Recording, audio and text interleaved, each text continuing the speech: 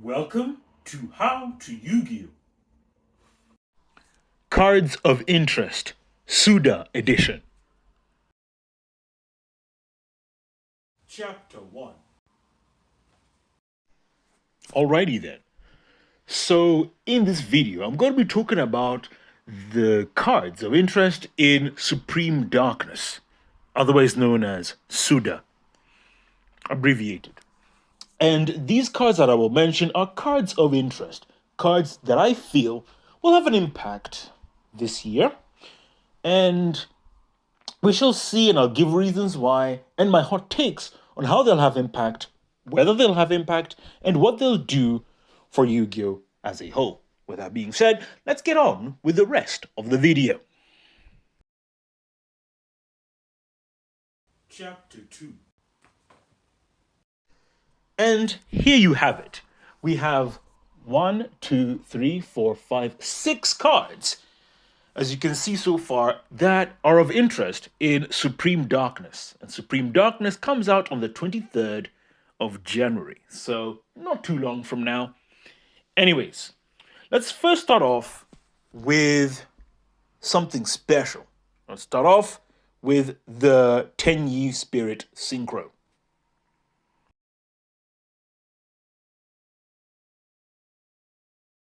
Chapter 3.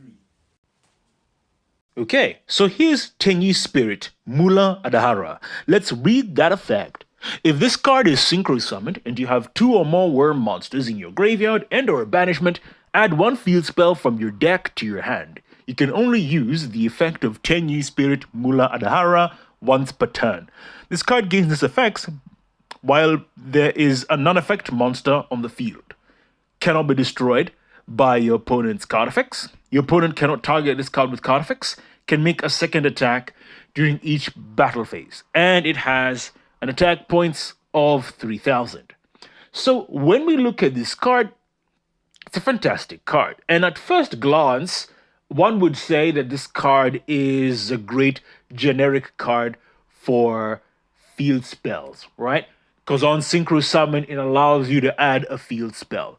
But let's hold on, and when we reanalyze this card, we can see that you'll have to have worm monsters in your graveyard in order for you to get that search. And this elevates some things, and this also hampens some things as well. Girl, you know that ain't right. This means that outside of worm decks, or decks with worm in them, i.e. Yang Zing, Tenyi, Sword Soul, and decks of such similar nature, maybe possibly even Metaphys, then this synchro basically will do nothing. But that is not to say that this synchro is a bad synchro. I think that this synchro is going to be impactful this year. Not very, but it might surprise a few people. This is one of those cards I feel in 2025 is going to be used in some very interesting and very obscure ways. And definitely a card to watch out for. Yeah, quite interesting. Let's move on. Chapter 4. And here we go to the next card, Mulcharmy Nyalus. Now let's read Mulcharmy Nyalus effect. If you control no cards, quick effect, you can discard this card, apply these effects this turn. Each time your opponent special summons a monster from the graveyard and or banishment, immediately draw 1 card. Once during this end phase, if the number of cards in your hand is more than the number of cards your opponent controls, plus 6, you must randomly shuffle cards from your hand into the deck, so the number of cards in your hand equals the number your opponent controls, plus 6. You can only activate 1 other Mulcharmy monster's effect the turn you activate this effect. So first of all, let's look at this card. And let's think about the TCG for a moment. So while we're in the TCG, this is considered to be the weakest Mulcharmy out of them all. And what has happened in TCG, especially with the other Mulcharmy cards, is that because us players are so wary of them, it's sort of had a knock-on effect where because Mulcharmy Fiolos and Mulcharmy Porelli are expected, everyone is siding or everyone is playing in a way that renders Mulcharmy Porelia or Mulcharmy Fiolos pointless. You expect me to believe that? So Nyalus, which is not going to be as useful and is considered to be the worst Mulcharmy out of all of them, I can see this card being a surprise and maybe surprising a few people this year. I can see it having some uses this year, but I don't see it having significant impact on our meta scene. Possibly, maybe it might, but I hold my breath on that. And so, with Mulcharmy Nyalus, I'm not seeing anything. I don't see any spice. I don't see it doing anything.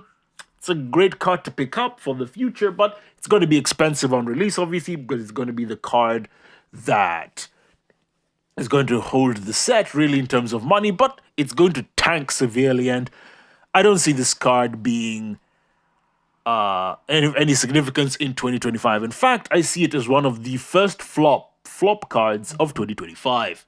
Chapter 5. And as you can see in front of you, we have the next card, Liberator Etho. So let's read that effect. Cannot be normal summoned / set. Must be special summoned from your hand or graveyard by paying half your life points while your opponent has a monster card on their field or graveyard with an effect that activates in the hand or monster zone in response to a card or effect activation. You can only special summon Liberator Etho once per turn this way. This card's special summon cannot be negated. While this card is in the monster zone, it cannot be used as a material for fusion, synchro, XYZ, or link summon. Also, it is unaffected by monster effects activated on your opponent's field during your turn only. Why not save it again? So, when I look at this card, I'm given a lot of great vibes. And this is one of these cards again that at first glance doesn't seem like much. And in fact, this is a card again that is not going to really, players are going to look at it at first and dismiss it, disregard it. But I'm going to put a very hot take here and say this card is going to steal games. This card is going to be an MVP card. Not to say that this is going to be like the best card of 2025, but this is going to be a card that's going to creep up more and more and more. Because just putting down a 4,000 attack point monster on the field that is not affected by monsters' activated effects on the field is pretty strong. It's 4,000. It's gonna steal games. One of the things about this card is just it's gonna be stealing games left and right. For reptiles as a type, it's gonna be great in reptiles, but generic use, I see loads of potential in this card. Yes, you do have to pay half your life points, and yes, maybe in time it'll come up, but I think the potential advantages outweigh the disadvantages. Especially when you're going into the third game, second game, and you want to just close games, you can just special summon this card and just win. Success comes from being the best. There's a lot of things going for Liberator Etho, and I see this card not being expensive in Supreme Darkness. In fact, I see the Diabell Star and other cards being, priced higher than this card. And this is definitely a card I'm going to look to getting myself. In fact, there's just a lot of interesting potential this card has. Actual potential, I feel. So, yeah, I've got my eye on this card. We'll see what it does in 2025. Chapter 6. And here, in front of you, you can see Twins of Eclipse. So, let's read this card. For this card's XYZ summon, you can treat rank 4 monsters you control as level 4 monsters for material. You can detach one material from this card and can make up to 2 attacks during each battle phase this turn. If this card is sent to the graveyard, you can target 2 other rank 4 or lower XYZ monsters in your graveyard, special summon them, and attach the other to it as material. You can only use this effect of Eclipse Twins once per turn. We look at it first half and we're like, oh my days, there's so much potential. It's gonna go crazy. It's gonna go hard. But I slow down the brakes and begin to think about it. I've got a lot of worries for the rest of the meta. What it can do.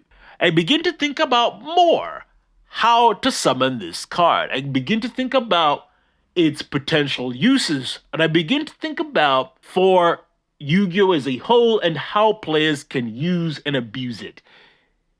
And herein lies the problem. The more I think about this card, the more uses of abuse I see. There isn't much for it. Now, don't get me wrong, this card has a really good effect, and this card can do loads of things, but the issue is it's locked to rank 4s. It can only special summon rank 4s or lower. And yes, maybe you would say that it could be a 1 card, Utopic Dragon Future, sure, but there's a lot of things going for this card that isn't alright. First of all, you have to have an established field, from the looks of it, to make real use of this card. Secondly, you've got to make sure that when you're using this card, you've got to have XYZs in your graveyard to use. While I mind you, there's a lot of things that have to go right for this card, and there's a lot of, while the ceiling is high, there's the limitation factor. You can't just slap this on. You can only splice it up with 2 rank 4 monsters. And yes, I know what many of you would say, right? That it doesn't matter. Rank 4s are very easy to make. It's really, really cool. It's really, really versatile. But I think there's something you're beginning to realize. We have, Princess, which is the Link 3 Princess, Fire Princess, I remember the name, that Snake Eyes used that has a similar effect to Twins of the Eclipse. Now, the difference between Twins of the Eclipse and Fire Princess, while they both share the same thing, Fire Princess is a Link 3. You can use that in any deck, and because it has the same effect as Twin of the Eclipse, most of the time, players gonna argue, or we're gonna argue, that why not just use Fire Princess instead, that Link 3, rather than use Twins of the Eclipse. Yes, Twins of the Eclipse is great, and sure, it can get you what you need to get, but again, locks. If there's one thing I have learnt about Yu-Gi-Oh! Time and time again, especially in the competitive scene, players hate locks. Players hate being locked to something, hate not having freedom. Facts. And the more I think about Twins of the Eclipse, the more I think about the cage that I'm in, and especially the fact that when you were playing Fire Princess, there's no cage, so to speak, and the ceiling is much higher. Well, Twins of the Eclipse is gonna be, I'm gonna say it, I think it's gonna be a flop.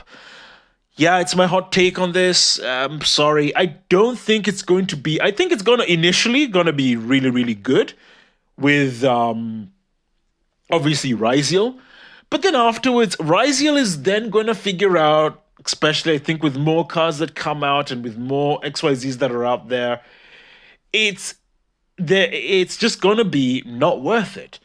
Why would you put in Twins of the Eclipse when you have a perfectly reasonable and usable Fiendsmith package? There's a lot of things that this card brings to the table, but not the right things it brings to the table. There's a lot of investment it brings to the table, and there's simply other engines that exist now, or other cards that do what this card does for less and better. So yeah, I'm not seeing Twins of the Eclipse be a great card in the competitive scene. Possibly in Rogue.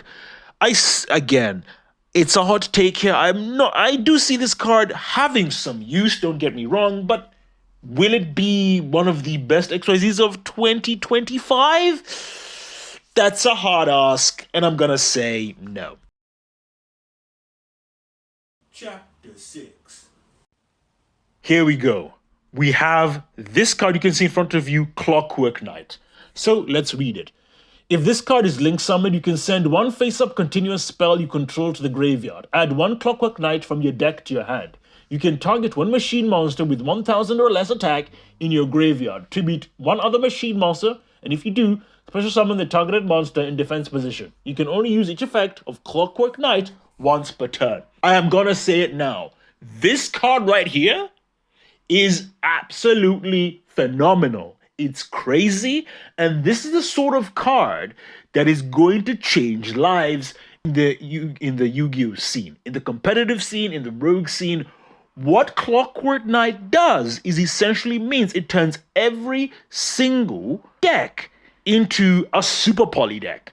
The ability to be able to add Clockwork Knife, that continuous spell that makes all your opponent's monsters machines, and being able to just fuse all of them with Cyber Dragon, obviously. I honestly can just say, just grab this card and grab Clockwork Knight, the continuous spell, and this card, and just bang it in your side deck. Hell, bang and just get any old Cyber Dragon and just bang it out. Bang it out there. The ability to be able to just clear your opponent's board through a contact fusion, meaning that they can't do anything about this as it's not activated, is absolutely fantastic. All I can say is this card is going to be not looked upon a lot. It's going to be really slept on. But I think this is going to be one of the star cards of this year, 2025. There's a lot of things going for this card. It's simple. And it's because this card is so simple that it is so dangerous. As your Yu-Gi-Oh sensei, there's something I'd like to say. And there's a saying I like, and I always use it find myself using it in Yu-Gi-Oh. The simpler a card is in Yu-Gi-Oh, the more dangerous the card is in Yu-Gi-Oh, and the more potential it has to be broken. Madness! That's madness! Sheer madness! This Clockwork Knight is an example of that description and of that simplicity. It is simple, it gets the job done, and it just works. So yeah, Clockwork Knight, I definitely see it as an MVP for this year. Definitely a card to look out for. I expect to see it in a lot of lists, in a lot of decks going forward. I expect it to be used in very unconventional ways, and I also expect it to just be used to just clear the board. Just get Clockwork Knight, summon a Cyber Dragon, contact fuse your opponent's entire board. Absolutely crazy, just phenomenal card. Let's move on. Chapter 7. Okay, and so in front of you, you can see the Link 4. So what is its name? It's called A-Bao A Qu, the Lightless Shadow. Let's read that effect. During the main phase quick effect, you can discard one card to activate one of these effects. Destroy one card on the field. Banish this card until the end phase, and if you do, special summon one light or dark monster from your graveyard. During your standby phase, you can draw cards equal to the amount of different types among the monsters in your graveyard. Then place the same number of cards from your hand on the bottom of the deck in any order. You can only use each effect of A-Bao A Qu, the Lightless Shadow, once per turn. Right. When I look at this card, it screams high potential. It screams so much, and it seems it can do so much. So, let's talk about it. First of all, this Link 4 can do a lot of things. And when I look at this card, I look at it and think, that's a high ceiling. But then, the high ceiling and everything about it, I start turning the brakes, and I start saying, hang on a minute. Would it not just be better to go IP Masquerena into SP? Smooth. Why do I need this card? This card feels like a win more card. SP is good enough. IP into SP especially is an interaction we've had, I think, for the last year now. For the last year, and I think it's gonna be the strongest Link 2 and the strongest game plan that Yu-Gi-Oh is gonna have to offer. SP is not gonna be dethroned just like that. And the thing is, when I think about A-Bao A Qu, the Lightless Shadow, more things come into the forefront. While, yes, you can destroy one card on the field and non-targeting, that's pretty nice, but you've got to banish it to be able to special summon. light or dark monster in the graveyard. Now, I'm looking at this, and it's a very tall order. There's a lot. It leaves a lot to be desired, especially given the extra deck space and the extra deck we have right now. SP Little Knight is absolutely cracked. I'm sorry, okay? SP Little, and I was having a discussion with some of my mates on the Yu-Gi-Oh club, and they were saying, like, obviously, and I know a lot of YouTubers, or Yu-Gi tubers are really excited about this card. They're seeing a lot of potential, but the thing is with A-Bao, it's not that the card is bad, is that why go into it when you can go into SP? This is the problem that I see, especially for the competitive scene going forward. Why use all those investments into that when you could have gone into an SP, IP into SP, and disrupt your opponent for the entire game? Where you can only do this, like, banishing itself in the end phase, doing this funny, weird thing. I mean, I guess you can do this cute thing like Saryuja. I mean, it's a tall ask. I mean, so, okay. It's a Link 4 and it's got 2800 body. I've got access code token. It's a Link 4 that can go to 5300 attack and clear some names. Link 4s, there's some pretty good Link 4s we have at the moment. And I'm sorry, this card, to me anyway, in my honest hot take, it doesn't fit the bill. We've got very, very strong links right now in the game, and for something to replace the current and to become a staple, it's extremely difficult. Especially, in my opinion, especially where Yu-Gi-Oh! Is at the moment, and especially for 2025. It's not enough. I'm sorry, if this card was a Link 2, and had this effect, then we having a different discussion. We are putting this in every single deck, my man. That would be absolutely cracked. But it's a Link 4. That changes everything. It's competing with the likes of Access Code Talker, Firewall Dragon. You're competing with some very top tier and S-class material.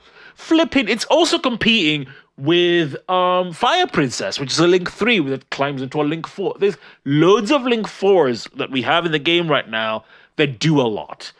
And while, yes, this isn't, I would say, the worst, and it could potentially, in theory, be a really good card to play in your extra deck. The other issue about this card is it says including a feed monster. But then many would say, come on, Yu-Gi-Oh! Sensei, come on, Silver Bones, you're just being pedantic right now. We have the Fiendsmith package. You can slap that in there. Putting a Fiend monster it's not a big deal, my man. What are you smoking? What are you on, mate? But I'm saying this now. What you're talking about right now, therein lies the problem. You have a Fiendsmith package that takes up most of your extra deck, right? You have SP Little Knight and IP that also takes a lot of your extra deck. That is just mandatory at this point. You have other XY, links that are good. You would rather have an access code token than have this. Okay, I'm sorry. Access code token is gonna win you some games or whatever. Hell, Cosmic Tree Irma still is better than this because you could put that in the side and win in time. The thing is, this card is extremely specific. And yeah, sure, you could put this in a deck where there's potential for it, but again, the more I think about this card, the more I don't see it in 2025 players using this card. A lot. I do see it maybe in some spicy decks, obviously, but I'm not seeing this having a mass adoption rate. Maybe for specific decks, sure, but I'm not seeing every single player putting this in their extra deck like SP Little Knight was. That's my hot take on A-Bao A Qu, the Lightless Shadow. Let's move on. And here we are at the overall conclusion. So, what do I want to say? Well, I want to say that these are the cards I see of interest in Supreme Darkness. Now, the card that really has my attention is Liberator Ethos, and Clockwork Knight. Those two cards, I am very interested in them. I feel they're very simple, they're easy to use, and they have much more potential as they've been used right here and now, and every deck can use them. In fact, Liberator Etho looks to me like a card. Remember, this is a level 8 reptile with 4,000 attack points that can just be special summoned for no reason whatsoever. That's the joke. That like effect description of how it gets special summoned is completely irrelevant. You're putting a 4K beater onto the field, right? It's unaffected by opponent's monsters' activated effects. That is absolutely crazy. Not only is it cracked, it's downright criminal, bro. Come on now. No, I'm sorry. It's stealing games. So yeah, definitely Liberator Etho is gonna be one of those cards. Trust me, it's not expensive now, but its ability, of just being able to do so, I think it's not going to be seen as a very vital card. Possibly put in games 1 and 2. Liberator Etho, loads of potential. Same thing with Clockwork Knight. There's a huge amount of potential I see with this card. Much more than the other 4 cards in this that I've showcased in the cards of interest. Clockwork Knight can add, Clockwork Knight, the spell anyway, which allows you to make all your opponent's monsters machines. Again, non-targeting effect. So since it's a continuous effect and it activates continuous, they have to pop it or negate that continuous effect on summon. At worst, this baits out a negate when you add it. At bare minimum, if it resolves, you're clearing your opponent's board with a contact fusion. There's just so much advantage and plus generation that this Link 1 generates for you that I don't see why this is not going to be an absolute staple in the side deck. Okay? I'm calling it now. Clockwork Knight definitely has the potential to be a staple in 2025 in the side deck. Now, leaving those 2 cards aside, right? Supreme Darkness isn't looking to be too hot. I ain't gonna lie. Mulcharmy Nyalus, I don't see that doing anything. The lightless shadow A-Bao A Qu, I really look. As I've said, just before, I see it doing something, but I definitely don't see it being like the Star Link 4. I see it being forgot. I see it being like that cute card we got. People will use it, players will use it, and then forget about it. It's just not. It's there's better things you could be doing, right? Than that. You could be doing a Clockwork Knight, which is way more does way more for you, has much better investment, and allows you to clear your opponent's board through a contact fusion. What's a Link for A-Bao doing? Popping a card? Come on now. Get out of my face with that destroying nonsense. When I can use a Link 1 and contact fuse my opponent's board. What am I gonna choose? That's what I thought. That's what you'll choose as well. Players aren't stupid. So yeah. That's how I see it. This set, Supreme of Darkness, is going to be, I think, a really strong set. Simply before this Link 1, Clockwork Knight. I think initially, Clockwork Knight is not going to be seen as very important. It's going to be seen as absolute garbage.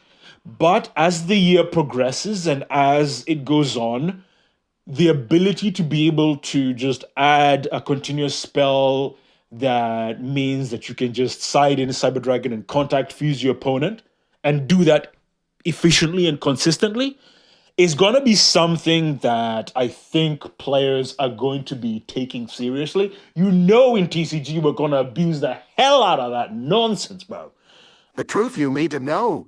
Definitely we are gonna see. We're gonna potentially maybe see the continuous spell for Clockwork Knight that turns everything to machine. Possibly get limited. I don't know. Like, it's just crack to me. It's absolutely bonkers. It's crazy. Being able to contact Fuse on command is it's nah, bro. You can't make these things up. If you're telling me that I'll be able to that every deck would be able to contact Fuse in 2025, and you told me this like 10 to 13 years ago in Yu-Gi-Oh, I'd be like, what are you smoking, bro? What are you on?